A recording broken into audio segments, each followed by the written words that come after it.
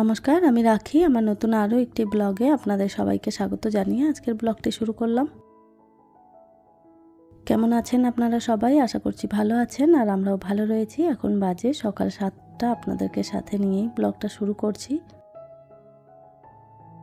সকালবেলায় একটুখানি চা বসিয়ে নিলাম আর এইদিকে কালকে রাত্রেবেলায় একটু দই পেতেছিলাম। দইটা বেশ সুন্দরভাবে বসেছে, আপনারা তো দেখতেই পেলেন। আগের বছর বেশ কয়েকবার দই পেতেছি বাড়িতে, আর এবছর কিন্তু এই যে আজকে প্রথম দইটা পাতলাম। তো ভেবেছিলাম কেমন হবে না হবে, কিন্তু দেখলাম বেশ ভালোভাবেই দইটা বসেছে। সকালবেলায় চা খেয়ে তারপরে চায়ের বাসন কটাও এই যে ধুয়ে রেখে দিচ্ছি। এক গাদা বাসন জমা হলে তারপরে আবার আমাকেই ধুতে হবে। খুব একটা বেশি বাসন জমা হয়ে গেলে ধুতে ইচ্ছে হয় না, তো সেই জন্য ভাবলাম অল্প অল্প করেই ধুয়ে রাখি। আর এদিকে সকালের নাস্তাটা বানিয়ে ফেলবো, রুটি করব আর তার সঙ্গে একটা সবজি করব। এর আগের দিন ব্লগে আপনাদেরকে বলেছিলাম আমার গলায় ভীষণ ব্যথা। তো কালকে আমি ব্যথাটা অতিরিক্ত বেড়েছিল, সেই কারণে ভিডিওটাও দিতে পারিনি। আর এই যে ডাক্তার দেখিয়েছি, ডাক্তার বলল মাম্পস হয়েছে গলায়।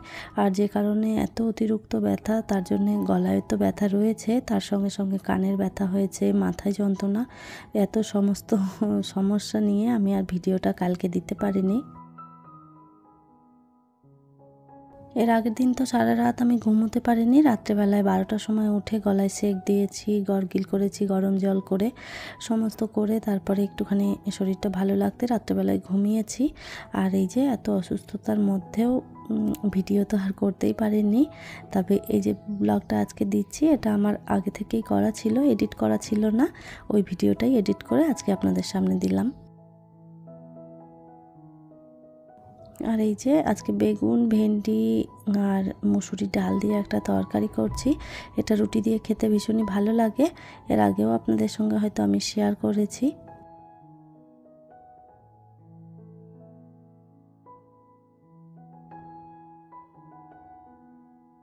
তরকারিটা ওইদিকে বসিয়ে দিয়েছি, যতক্ষণে হচ্ছে ততক্ষণে এইদিকে রুটিগুলো আমি বেলে নেব।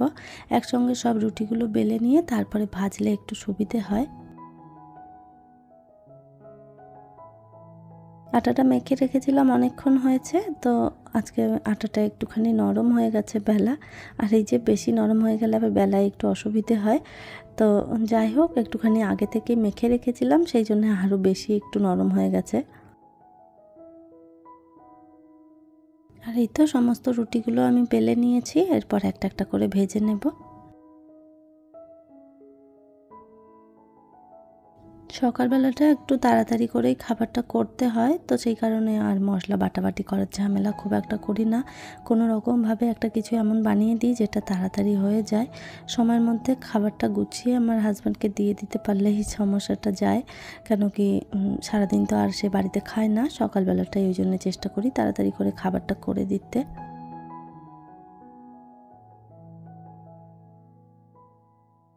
আমার হাজব্যান্ড খেয়ে অফিসে বেরিয়ে গেছে। আর এই যে কিচেনের কি অবস্থা আপনারা দেখতেই পাচ্ছেন।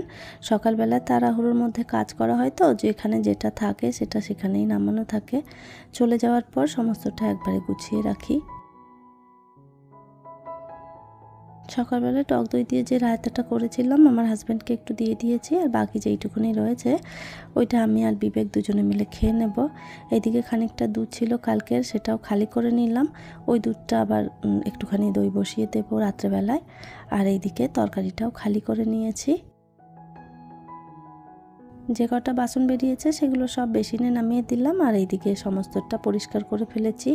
গ্যাসটাও একটু মুছে নেব, তারপরে বাসনগুলো ধুয়ে পরিষ্কার করে ফেলবো।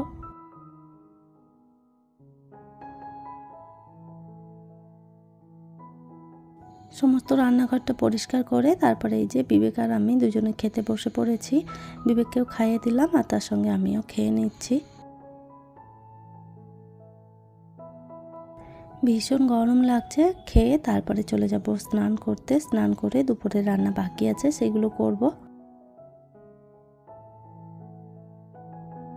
আর এই তো বেশ খানিকটা সময় কেটেছে। আর এরপরে স্নান করে তারপরে টুকটাক কাজ ছিল সেগুলো করেছি, বিবেককেও স্নান করিয়েছি। আর এরপরে এই যে দুপুরে রান্না জোগাড় করতে এলাম। আজকে হচ্ছে সকালবেলায় আমার হাজব্যান্ড বাজারটা করে দিয়ে গেছেন।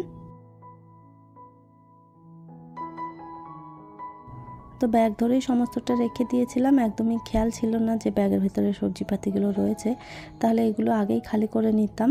তো যাই হোক, মোটামুটি যে কটা সবজি আছে সেগুলো এখন সব ফ্রিজে ভরে দেব। এত গরম পড়েছে, ফ্রিজের মধ্যে যদি না ভরি সমস্ত সবজি একদম শুকিয়ে যাবে। এখন তো বাজার থেকে সবজি আনতে আনতেই আর্ধেক শুকিয়ে যায়, আর যেটুকুনি থাকে বাড়িতে এসে যদি ফ্রিজে না ভরা হয় বাকিটাও শুকিয়ে যাবে। তো এই যে সমস্তটা গুছিয়ে নিলাম। এই মুহূর্তে আপনারা যারা আমার ভিডিওটি দেখছেন প্লিজ একটি লাইক করে দেবেন। আর আমার ভিডিওর কোনো অংশ যদি আপনাদের ভালো লেগে যায় কমেন্ট করে জানাতে ভুলবেন না। এই ধরনের ভিডিও যদি আপনারা আরও দেখতে চান চাইলে কিন্তু আমার চ্যানেলটিকে সাবস্ক্রাইব করেও রাখতে পারেন। কাজটি যারা অলরেডি করে রেখেছেন তাদের অসংখ্য ধন্যবাদ।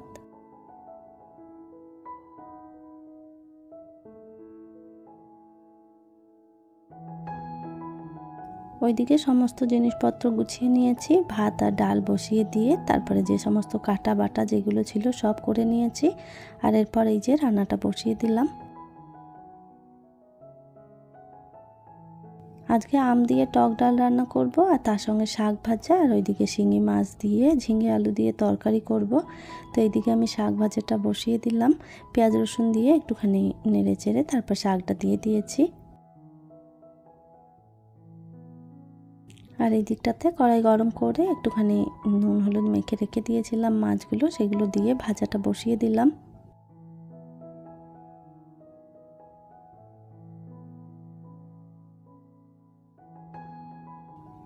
ওই তেলের মধ্যেই একটুখানি কালো জিরে ফোড়ন দিয়ে তারপরে আলুগুলো দিয়ে দিয়েছি।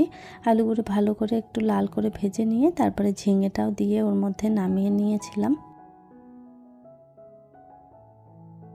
আর ওই যে আদা জিরে পেঁয়াজ রসুন লঙ্কা সমস্তটা ভালো করে কষিয়ে নিয়ে আলু আর ঝিঙেটা দিয়ে একটুখানি নেড়ে চেড়ে তারপরে এই যে জল দিয়ে দিলাম। আর এই তো ঝোলটা ফুটে ওঠার পর মাছগুলো দিয়ে দিয়েছিলাম। ওইদিকে শাক ভাজাটাও হয়ে গেছে, রান্নাটা হয়ে গেছে আমার কমপ্লিট। এরপর রান্নাঘরটা একটু ভালো করে পরিষ্কার করে নিয়েছি। রান্না বান্না করে রান্নাঘর গোছাতে বেশ খানিকটা সময় চলে গেছে, এখন অনেকটাই বেলা হয়েছে। এরপর আমি একটু স্নান করতে যাব। তাহলে চলুন, আমার আজকের ভিডিওটা এই পর্যন্তই। ফিরবো নতুন ব্লগ নিয়ে, ততক্ষণের জন্য সবাই ভালো থাকবেন, সুস্থ থাকবেন।